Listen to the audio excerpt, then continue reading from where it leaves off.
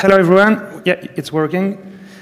So you say everything already, so let's keep this. So I'll try to be brief. So it's half hour. I'll try to speak 20 minutes, and then give 10 minutes for question and answer. And if you don't have any question, I will continue to talk the last 10 minutes. So I'll make a little introduction. Then we'll speak about storytelling, production, distribution, and I'll show you some tools. So what I will say today only apply on what I call GOVs, because I do production, that thing that are between games and movie, so I call them GOVs. So I'm not doing games, so I will speak only of what I know. It means doing cinematic reality, doing movies in virtual reality, which is really different from the gaming that have other rules. So as you say, I co-founded a studio called Okio, which is specialized in the production of immersive content, which is VR content, virtual reality content for now, and also soon augmented reality content. Just to know, did you all, who already tried VR can raise the hand? Okay, so I think I'll skip the intro really quickly because you obviously know what it is. And there is a great movie upstairs in the other floor. So we got many headsets that can read virtual reality cinematic experience. OK one, better one, huge one, cheap one. You can read it also on 360, which means if you don't have a Google's, an HMD, you can watch it with a phone or on a computer. So I like this sentence which is said by the master. It's mean like we'll need to get rid of the screen. We have 1 century of watching screen, and now we want immersion. And immersion is not like a new thing that everybody wants. It's something that evolved during the past century. If we remember what happened, we got first the theater, then the TV, then the computer, then the iPad, then the iPhone. So the last centimeter was like nothing to do. So it's something that really came because the public wants immersion. That's why like the screen come closer and closer, and also like we were black and white, then color, then 2D, then stereoscopy, mono, then stereo. So the immersion is a long way that finally come to virtual reality. So for me, virtual reality, I will say VR now. VR is like a real evolution, and it's not really happening. So it's still early stage. The goggles are not really performed yet. It's not the best, but it's still something that you can feel. So, not the real talk. So I'm saying GOVs, that's my name, so that's the name of the thing I like to call. So it's mean non-gaming VR narrative experience. I'll try to talk about this. Most of the things I will say today might be wrong in 1 year, because things evolve really quick. So I'll try to say the thing that I think is right today, if you want to try to write a movie, direct a movie, or produce a movie. So the name of my conference is all around science fiction, but of course what I will tell apply to any kind of movie you want to do. It's just because I'm a big fan of science fiction, and the two first pieces I did are science fiction movie. So of course the name of the conference is Narrative Around Science Fiction, but it's mostly narrative in virtual reality, cinematic reality. So I did one piece called Philip, and the other Alteration, which is just up here. It was finished 3 weeks ago. We went to Tribeca, and then it's the second festival we do. So I hope you can watch it after. And Philip was the first one. So to be really quick, so Philip is it's a story that it's a real story. Philip K. Dick was a science fiction author, so he wrote many books. He wrote these 4 books that made movie after, and made the other one. So he died in '82. And in 2005, someone replicated the head of Philip K. Dick and put it an IA inside his brain. So you can speak to the android of Philip K. Dick. So this is really something that happened. And then 6 months after the creation of the head, someone stole the head of the android of Philip K. Dick. So the first movie we did, Philip, was the story of this head from the point of view of the head of the android of Philip K. Dick. So the second movie, Alteration, which is upside now. It's, of course, again, a science fiction movie. And you're Alexandro, and you volunteer for an experiment about dreams. And then the bad doctor will plug you an IA that will come into your dream and will steal your dream. So we love IA and things like this. So that was to introduce a little bit what we did. And now, sorry, the few things that I've learned these past 3 years, I'll try to tell it to you if you want to apply it to the movie. So the first thing, I call it presence and immersion versus 360 degree. And I tell versus because for me, this slide is the most important of all my presentation. So sometime when you want to do a VR movie, the first thing that some people can think it's, okay, I need to tell a story in 360 degrees, because you have the full space of the 360 degrees, but the fact is, it's not really useful to use the 360 degrees all the time, because we got a neck, we're used to watch there, we got 1 century of watching movie on TV, on theaters, on screen, so it's just the beginning for us, so turning all the time in a story, it's maybe not the best way of telling a 360 story. So what I suggest, and in many movies, like 90% of the narrative stay on 180 or 210 degrees. It means you look the story like this. Of course, sometimes you can do things in the back, of course, but do not. It's better if the spectator don't spin around during all the movie. So the really great thing about virtual reality is what the Americans call the empathy machine. What is really powerful is the fact that when you put a VR HMD, you feel like you are in the story. So now we are telling stories and we make live stories to the people. And that's the most important thing. It's what we call the presence. So when you put a VR HMD, you will feel that you're part of the story. And that's, for me, the most important thing. It's not the fact that it's 360, it's the fact that you are in the story and you can give emotion that other tools and other books, music, cinema cannot give. It's like it's a it's a thing related to the brain. So VR don't touch the same part of the brain. VR touch what we call the lower part of the brain, like the reptilian brain. So I can make you feel vertigo in virtual reality. And you cannot do that in another kind of entertainment. So what I suggest is when you choose a story to write, to direct, or to produce, is to find a story where the immersion and the presence is something important for you. So you have to tell the story and make live emotion. So if you can do it in another way, like if you can do a short movie without VR because the story don't fit, do a short movie without VR. Because VR is like a pain in the ass, it's expensive, it's long. So choose carefully your story and choose a story where the immersion is really something important for you. You want people to live something, then you do VR. So then I want to speak a little bit about the rhythm. The rhythm is really important because we also got many reflexes from what we did before. And I think rhythm is something that it's okay to have 2 minutes on it. I'm not allowed to pass this line, but I will have now. So here is like, if you're on HMD, it will be 360, okay? So now it's like my 360 images, I put it flat for you. So what is really important is the rhythm in the scene. Because in the scene, in virtual reality, the scene have to be a little bit longer, because the first thing people do is like, okay, I'm here, so everything there is a cut, you need to give the spectator 5-10 seconds to be used to where he is. So that's the first thing about the rhythm. You cannot go straight and straight. The action cannot begin directly after the cut or the transition. And where you're in the movie,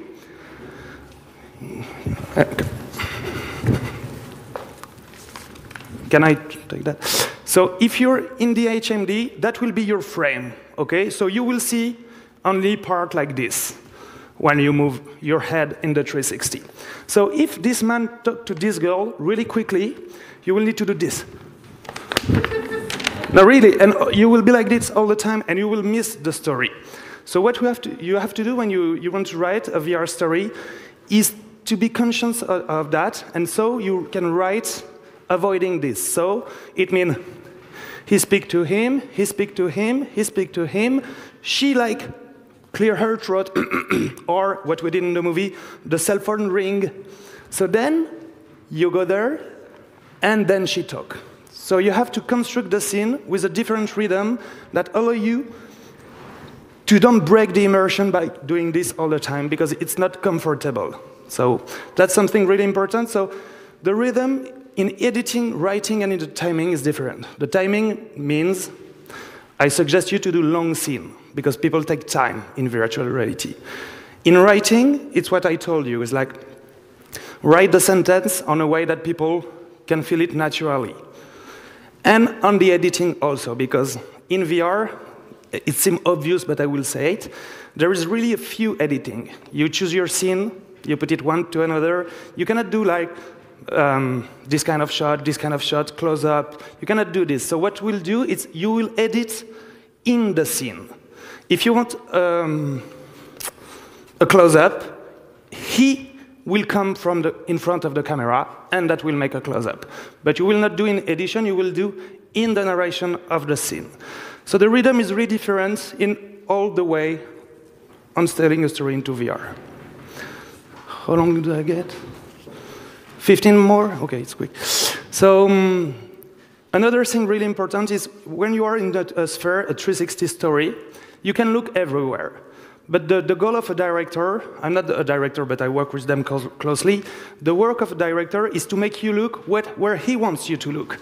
Because if you're looking all around all the time, you will miss the plot, you will miss the narrative, you will miss the story.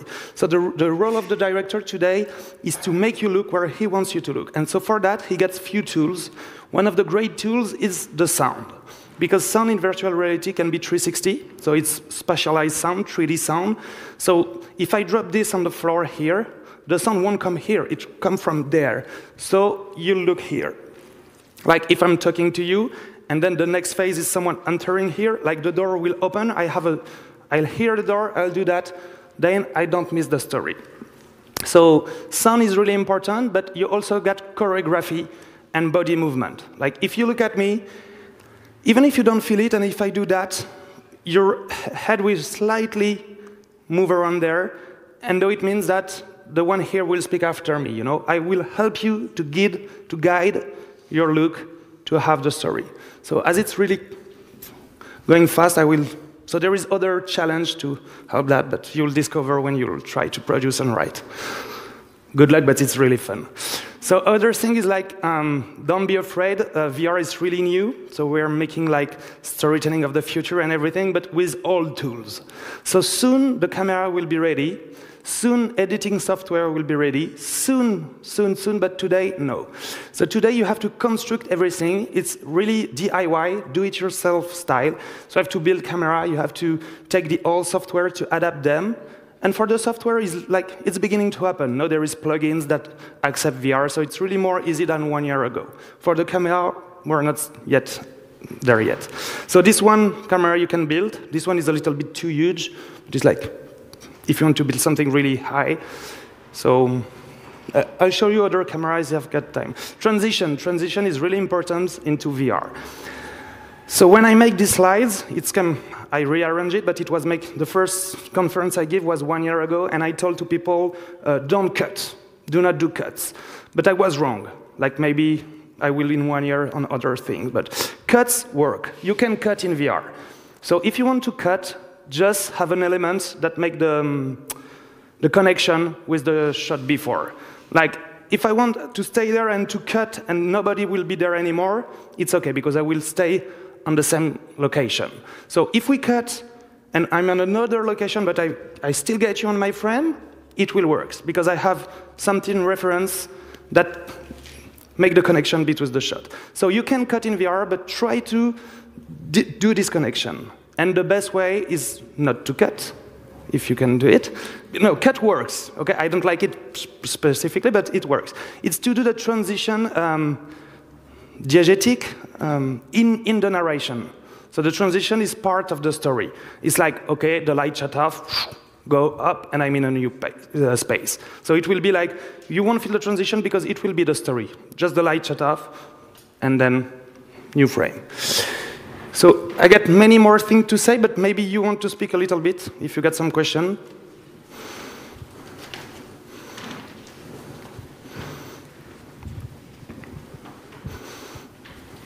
Hello. Thank you very much. My pleasure. So interesting. Just one question. It seemed that this refers to 360 degree. So my question would be, what about storytelling when you actually can move in the movie? How can you direct the audience to move in special ways, up the stairs somewhere? I mean, this is a whole new dimension that adds on top of all that you've already told. So tell me if I understand the question correctly. So what I say on the beginning is I only do movies. So in the movies, you cannot walk. So the only thing you can do is look around. And soon you will be able to do that. But the people who do games need to attract you to move on an open world. But on my case, I don't need to push the people to walk or to move, only to look where I want them to look. Was the question a little bit, or? So you don't want to let the people move? I can't. In a movie, I cannot, because a movie is like what we call pre-render. It's like we do all the special effect and the thing, then we pre-render the movie. So it's not like a game. It cannot evolve during the viewing. So everything is like this, and the only thing you can think is look. And you can, if I look there, it can launch something, but you cannot move and walk into the movie. You can if you do like an animation movie with a game engine, then you can. But then it's not my job anymore. There is one who do great thing like this, Grégoire, if you have question on this case. But I do movies and he do games.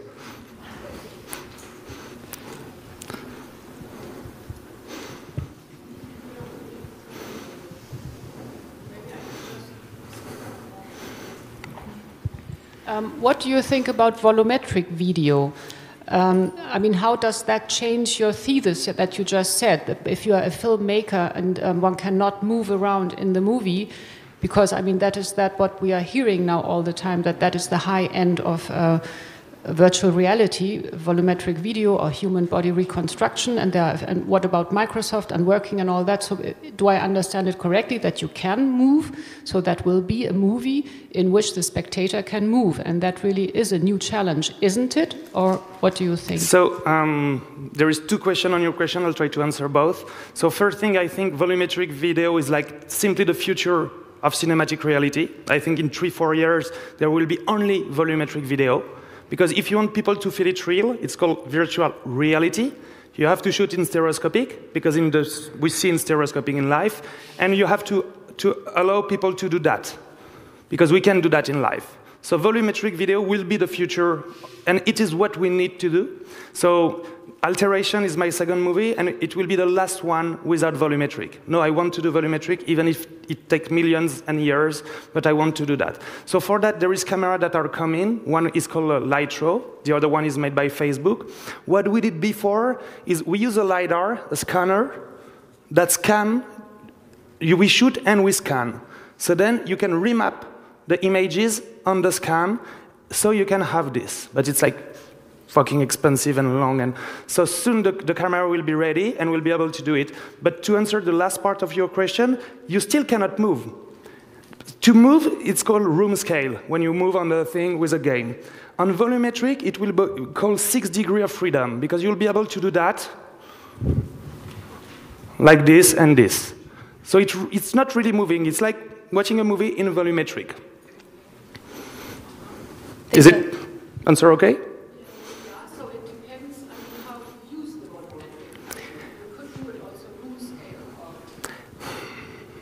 Yeah, I think you can, but then you shoot in many space. I think you can, yes. Nobody have done it for yet, but yeah, I don't know why you couldn't. But then if you want to do that, if you want to do that, I think for a few years coming, animation will be more easier. Yeah. Or photogrammetry. So. There was a question.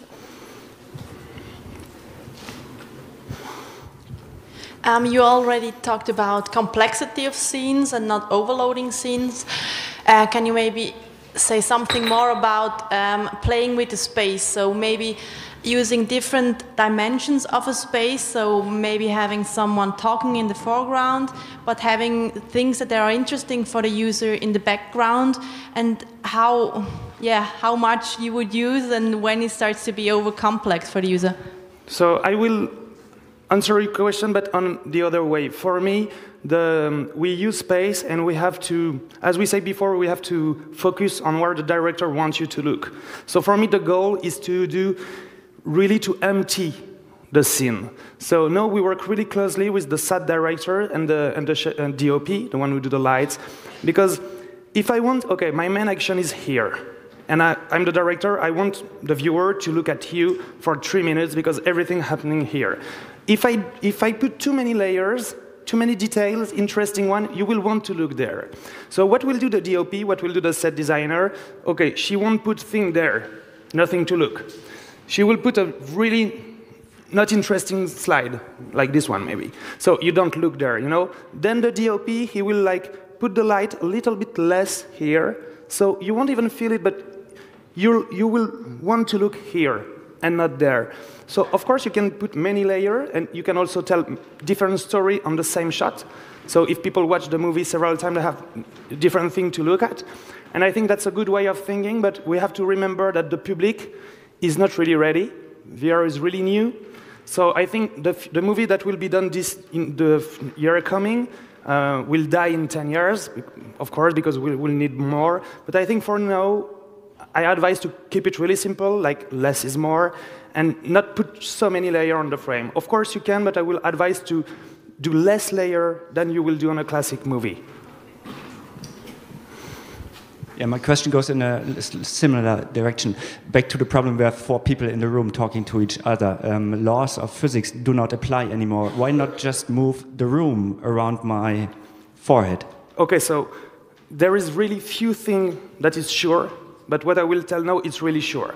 You cannot force the image to move, it will make you sick. Because as VR light to your brain, so now your brain really feels he's immersed in a story. So then you can look where you want to look. And at the moment I will force the sphere to move, or if I'm shooting something and I'll turn the camera like this, people feel sick immediately. It's like reading on a car, you know? So that was an easy answer for it. But this is really one of the few rules all the filmmakers agree. I think that's the only rules we all agree. Hello, I'm Catherine, first of all, I think very impressive what you're telling us. Before you said that the whole VR will be R&D in the next 3 years. So in your practical life, how do you go about that? When you produce films on the one side, for the financing, so which kind of projects can you get financed? On the other hand side, how much research on the technical side do you put into your projects? So what I do in my company, I do 1 movie every year, and I do many commercial. So commercial, of course, it's pay the bill and the salary, but also commercial is a good laboratory. So when you do commercial, they get more money, and they want you to produce quick, we got 2 months. So you try with the money of the commercial, your technical experience and your R&D. So without the commercial, I will not be able to do movies because it will cost me too much money. So that's for the first part. So my R&D is funded by, yeah, it's recorded. No, a little bit by the commercial and my clients, but they know it and they even like it that they helping the thing evolve. The other part is like, it's expensive, but people are funding it because it's like new. So it's more expensive than a movie, but you can find many more money than before, you know? Like before, IMAX won't give you a movie, you know?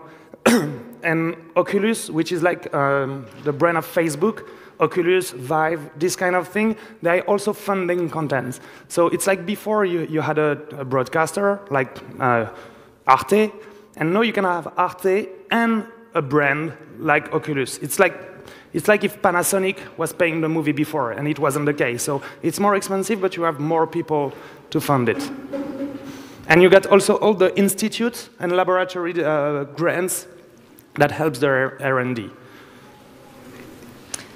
Hi, my name is Anna. Thank you so much. This is so interesting. My pleasure.